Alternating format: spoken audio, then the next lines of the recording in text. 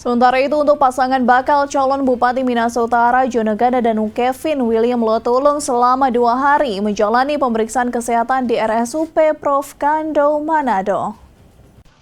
Bakal calon kepala daerah Jonegada dan juga Kevin William Lotulung menjalani serangkaian pemeriksaan kesehatan yang dilakukan dokter spesialis masing-masing bidang di Rumah Sakit RSUP Prof. Kando, Manado. Sejak Jumat hingga Sabtu pada 31 Agustus 2024, JKKWL menjalani tes kesehatan meliputi fisik, psikologi, bebas narkoba, pemeriksaan gigi dan mulut, penyakit dalam, dan pemeriksaan jantung yang juga berkoordinasi dengan lembaga terkait. JKKWL saat ditemui usai menjalani tahapan pemeriksaan kesehatan mengaku bangga di mana pihak rumah sakit menerapkan pemeriksaan standar kesehatan internasional.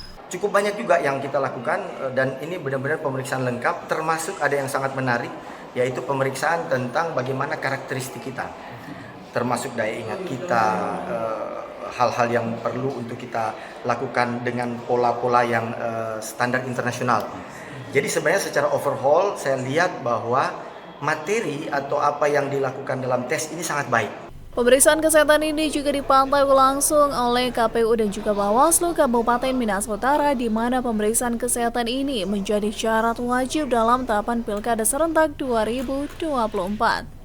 Brayunumbo melaporkan untuk Kawanua TV.